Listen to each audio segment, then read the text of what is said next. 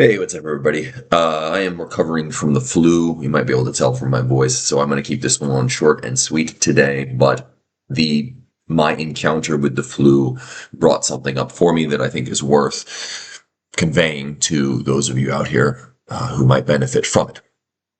So I haven't been able to exercise, obviously, having the flu. I'm planning to maybe head to the gym tomorrow, and it's been a week, let's say a week since I've gotten in a workout, which is longer than it normally would be for me. And I'm really looking forward to it. I'm really looking forward to it not just because I enjoy exercise, but because I get to go back in there and I get to do less. I get to do a lot less than I normally would. I'm going to go back in and I'm going to do a full body workout. I'm going to do one set to failure. Probably a total like 6 exercises, maybe 7 exercises, something like that. And then I'll be done. And that'll be absolutely enough. And what this sort of brought up for me, the idea that I want to convey today, has to do with what's called the repeated bout effect. You'll hear fitness influencers talk about this repeated bout effect all the time as the primary justification for why you need to increase volume over your training career. Because what they'll say is, and this is what the repeated bout effect says, is that if you repeat the same stimulus, you get a decreased effect from each time that it's repeated. So it decreases and decreases and decreases until it's barely noticeable. So that's why you have to do more volume. You have to hit it whatever harder. You have to do more basically each time to counteract the effects of the repeated bout effect, so that you keep getting a good amount of progress from your workouts. And this, I think, leads people into the volume trap. So if we were to just change the name, repeated bout effect sounds very scientific, but we just change the name to tolerance. And the tolerance model is something that people are very familiar with because we find it all over our lives. For example, I have a cup of coffee here. And we all know, those of us who drink coffee, about the tolerance model, because what it tells us is if you haven't had coffee before and you drink it, you're going to feel the effect of being caffeinated because the caffeine in it is relatively new to your body. It's a novel stimulus.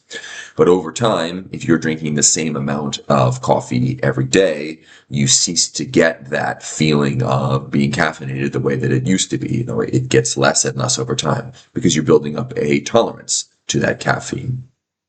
The repeated coffee effect, perhaps.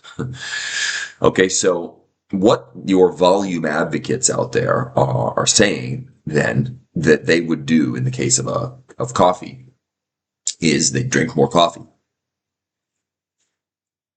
So 1 cup doesn't do it anymore. You better drink a cup and a half. Okay. Well, you can see where this is headed, hopefully. Well, 1.5 cups will eventually not do it anymore. So now you're up to 2 cups. And 2 cups doesn't do it anymore. So now you're up to 3. And this is the prescription that they give for everything, for continued progress, is, well, you need to do more. Okay. But there are problems with this, clearly.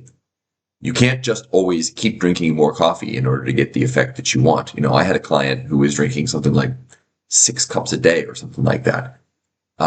That's crazy. That's a crazy amount of caffeine to be putting in your body, because even though you may not feel like you're caffeinated after 6 cups of coffee because you have that tolerance, that doesn't mean you're not dumping that much caffeine into your body and forcing it to deal with that. Similarly, if you're having to do 2-hour workouts in order to get enough volume in, just because you feel like you can recover from that and you can work out again in a day or 2 or something like that, that doesn't mean that your body isn't having to deal with that massive dose of stress that you're dumping into it, right? It's not just your muscles. Your joints' ability to develop tolerance to exercise is not the same as it is for your muscles. Certainly, it's not as fast as your muscles' ability, to adapt to that kind of stimulus. But also, it takes longer for joints to recover from things like subacute injuries or microtraumas or things like this. You may not know that you have a joint issue until you know you have a joint issue, when it goes from being subacute to being acute. And then it's really going to take a long time to recover. Okay, so hopefully you get the point here. Basically, when you have a narrow goal, like I want to feel caffeinated, or I want to make progress in terms of fitness, the more narrow your goal is, the more unintended consequences are going to pop up that you have to manage and mitigate and respond to and deal with. So this is an important thing to keep in mind.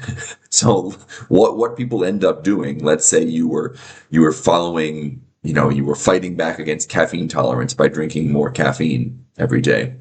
Well, eventually you're not going to be able to sleep at night. And so what are you going to do? Maybe, you start trying to biohack yourself. You're taking melatonin now or something to help you get to sleep. Well, guess what? Again, you got an unintended consequences, because what's going to happen is your natural melatonin production is going to get tamped down, right? It's going to down-regulated because your body, it's getting this exogenous melatonin regularly. Okay, so now you've not only screwed up how your body responds to caffeine, you've screwed up your sleep cycle, you've also screwed up your body's ability to naturally produce melatonin.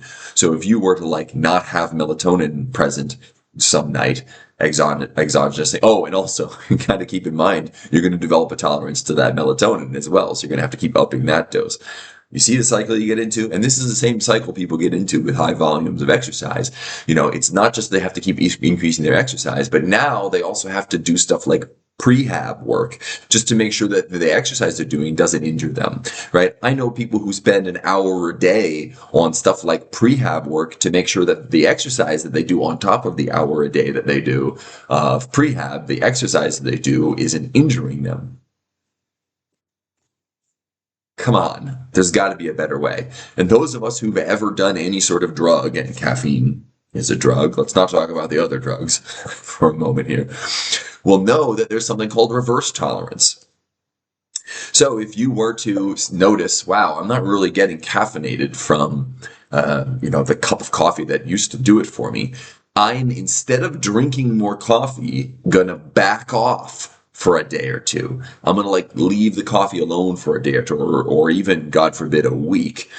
And you go back to it afterwards. Well, probably during that week, your sleep is going to improve. And then when you go back to it, you're going to be like, oh, wow, this single cup of coffee, right? Half a cup of coffee now gets me the feeling that a whole cup used to give me. This is reverse tolerance. And this is how you get more for less. So applying this to exercise, you would be approaching exercise with a low frequency model, right?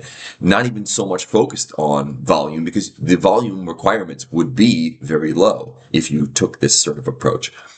Instead of, let's say you're doing 3 workouts a week of a given volume, and you notice that your progress is slowed down a little bit. Well, if you cut that back to 2 workouts a week, now you're giving your body a chance to not only recover a little bit, but also for that exercise tolerance to decrease a little bit. Now, those of you who are familiar with science will say, wait a second, doesn't the repeat bout effect, hasn't been shown to last up to months and things like this? Well, regardless of what the exercise, literature might say, try it for yourself and see.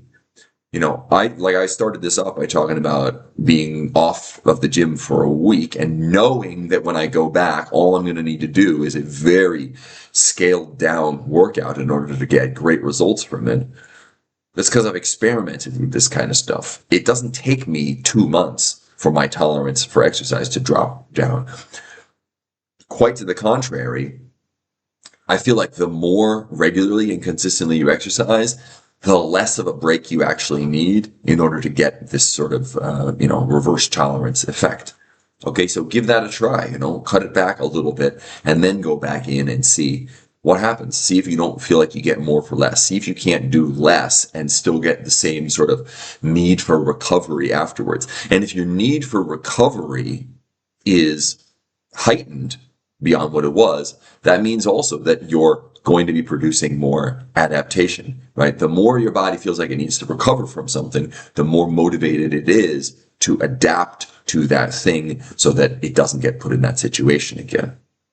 Okay, so I know there are a lot of you out there who work out because you like it, who exercise because you like it. I love working out as well. Just like I like the taste of coffee. I don't just drink it because I want to be caffeinated. Part of this is going to be you need to balance your like of exercise with your desire to get results from the exercise. If you're just going there because you like it, I would ask you, take a moment, spend some time reflecting. What exactly is it that you like about it? And can you get that from anything else in your life? Can you get it from picking up a new skill or something like that? In the last few years, I have learned to play the piano again. I used to play when I was a kid. Started playing again over the last year or so. I'm learning rope flow. Always trying to learn new martial arts.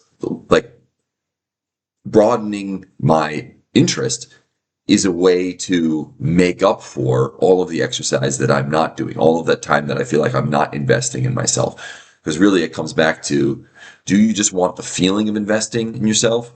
Or do you actually want that feeling combined with some decent returns on it?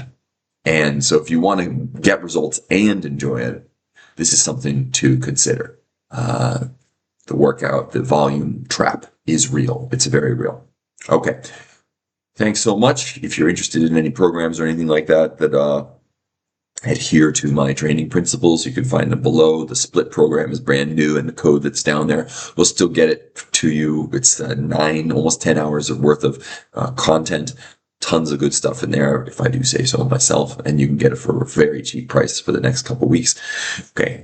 Thank you very much, everybody who watches and comments and likes and shares and all those things. I really appreciate it. All right. Go be super.